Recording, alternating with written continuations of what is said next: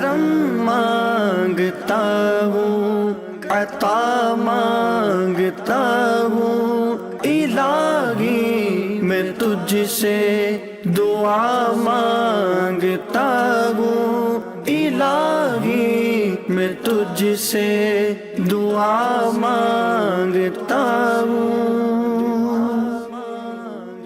الحمدللہ رب العالمین والصلاة والسلام علی سید الانبیاء والمرسلین، اما بعد فاعوذ باللہ من الشیطان الرجیم، بسم اللہ الرحمن الرحیم۔ ربنا آتنا من لدنک رحمتا وہیئ لنا من امرنا رشدا، صدق اللہ العظیم۔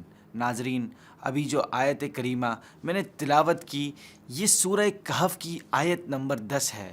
اس دعا کا ترجمہ کچھ یوں ہے: اے ہمارے رب، ہمیں اپنے پاس سے رحمت عطا فرما اور ہمارے لیے ہمارے معاملے میں ہدایت کے اسباب مہیا فرما۔ یہ تاریخی دعا اصحاب کہف نے مانگی تھی جب انہوں نے اپنا ایمان بچانے کے لیے ایک غار میں پناہ لی اور اللہ کی بارگاہ میں دعا کی کہ اے ہمارے رب، ہمیں اپنے پاس سے رحمت عطا فرما اور ہدایت و نصرت اور رزق و مغفرت اور دشمنوں سے امن عطا فرما اور ہمارے لیے ہمارے معاملے میں ہدایت کے اسباب مہیا فرما۔ ناظرین، مفسرین کے بیان کے مطابق اصحاب کہف افسوس نامی ایک شہر کے شرفاء و معززین میں سے ایک ایماندار لوگ تھے۔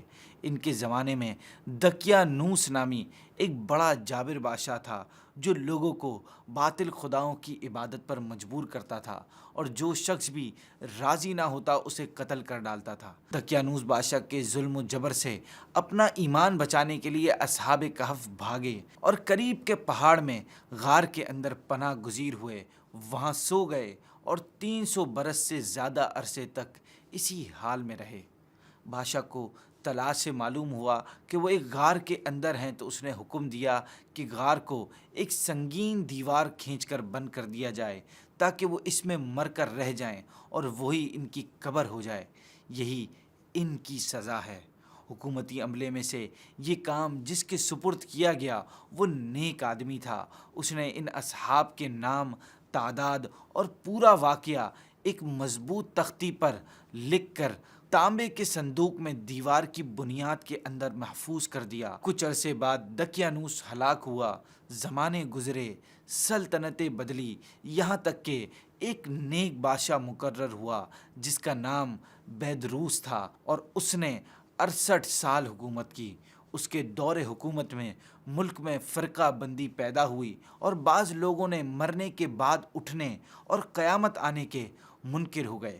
بادشاہ ایک تنہا مکان میں بند ہو گیا اور اس نے گریہ و زاری میں بارگاہ الہی میں دعا کی کہ یا رب، کوئی ایسی نشانی ظاہر فرما جس سے مخلوق کو مردوں کے اٹھنے اور قیامت آنے کا یقین حاصل ہو۔ سیاست سے تجارت تک نے سب سے پہلے گھبرانا نہیں، تعلیم سے معیشت تک، آپ کے جیب پہ ڈاکہ ڈالنا جانتے ہیں، صحت سے صنعت تک، چور گھر میں آ چکا ہے جناب اسپیکر۔ حکومتی ایوانوں سے چائے خانوں تک، کوئی نہیں بچ پائے گا تکرار سے۔ کون، کب، کیسے، کیوں جیسے سوال بنتے ہیں موضوع پروگرام تکرار میں۔ دیکھتے رہیے تکرار، کینیڈا سے براہ راست سمینہ جبین کے ساتھ، منڈے ٹو فرائیڈے، صرف آواز انٹرٹینمنٹ پر۔ دعوت اسلامی کا ایک شعبہ جامعۃ المدینہ، جس کی تقریباً 891 برانچز دنیا کے کئی ممالک میں قائم ہیں۔ کم و بیش 67,000 اسلامی بھائی اور اسلامی بہنیں بغیر کسی فیس کے عالم اور عالمہ کورس کر رہے ہیں۔ ان میں ہزاروں وہ ہیں جن کی اکوموڈیشن، کھانا پینا دعوت اسلامی کے ذمے ہے۔ آپ بھی ڈونیشنز کے ذریعے اس شعبے کے ساتھ تعاون کر سکتے ہیں۔ آپ کے چندے یعنی ڈونیشن کو کسی بھی جائز دینی، اصلاحی، فلاحی، روحانی، خیر خواہی اور بھلائی کے کام میں خرچ کیا جا سکتا ہے۔ جی ٹی اے کا سب سے زیادہ دیکھا جانے والا ٹی وی چینل آواز انٹرٹینمنٹ کے ساتھ مل کر بنائے آپ کے بزنس کو اور بھی بہتر۔ ہم آپ کے کمپنی یا بزنس کو ایک انوکھے انداز میں پیش کریں گے جس سے آپ کے بزنس میں اور زیادہ اضافہ ہوگا۔ हमारे फेसबुक, यूट्यूब और वेबसाइट को रोजाना लाखों लोग देखते हैं। हमारे पास हर किसी के एडवर्टाइजमेंट की जरूरत के हिसाब से पैकेज अवेलेबल हैं। आज ही 416-786-9809 पर कॉल करें और अपना एडवर्टाइजमेंट बुक कराएं। आवाज इंटरटेनमेंट, आवाज आपकी, चैनल हमारा, जुड़िए हमसे। आवाज इंटरटेनमेंट कनाडा का सबसे ज्यादा देखा जाने वाला उर्दू हिंदी टीवी चैनल अब दस्तयाब है सैटेलाइट और केबल पर। इंडिया, पाकिस्तान, सऊदी अरब, United Arab Emirates, Australia, New Zealand, United Kingdom और कई सारे मुमालिकों में दस्तयाब। दुनिया के कोने कोने में पहुंचेगी आपकी आवाज, सिर्फ और सिर्फ आवाज इंटरटेनमेंट के साथ। हो जाए। उसी ज़माने में एक शख्स ने अपनी बकरियों के लिए आराम की जगह हासिल करने के वास्ते इस गार को तजवीज़ किया और कुछ लोगों के साथ मिलकर दीवार को गिरा दिया। दीवार गिरने के बाद कुछ ऐसी हैबत तारी हुई कि गिराने वाले भाग गए। असहाबे कहफ अल्लाह के हुक्म से नींद से उठे, चेहरा शगुफ्ता, तबीयतें खुश, ज़िंदगी की तरो ताज़गी मौजूद, एक दूसरे को सलाम किया और नमाज के लिए खड़े हो गए। नमाज से फारिग होकर यमलिखा से कहा कि आप जाइए और बाज़ार से कुछ खाने को भी लाइए और ये भी खबर लाइए कि दकियानूस बादशाह का हम लोगों के बारे में क्या इरादा है। आप तंदूर वाले की दुकान पर गए और खाना खरीदने के लिए उसे दकियानूसी सिक्के का रुपया दिया, जिसका रिवाज सदियों से ख़त्म हो गया था और उसे देखने वाला भी कोई बाकी ना रहा था। बाज़ार वालों ने ख्याल किया कि कोई पुराना ख़जाना इनके हाथ आ गया है, चुनाचे वो इन्हें पकड़कर हाकिम के पास ले गए। वो नेक शख्स था, उसने भी इनसे दरियाफ़्त किया कि ख़जाना कहाँ से आया। तो उन्होंने कहा, कौन सा ख़जाना?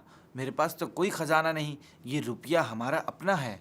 हाकिम ने कहा, ये बात किसी तरह काबिल यकीन नहीं, क्योंकि इसमें जो साल लिखा हुआ है वो 300 बरस से ज़्यादा का है और आप नौजवान हैं, हम लोग बूढ़े हैं, हमने तो कभी ये सिक्का देखा ही नहीं है। आपने फरमाया, मैं जो दरियाफ़्त करूं वो ठीक ठीक बताओ तो मसला हल हो जाएगा। ये बताओ कि दकियानूस बादशाह किस हाल में है। हाकिम ने कहा, आज रोए ज़मीन पर इस नाम का कोई बादशाह नहीं।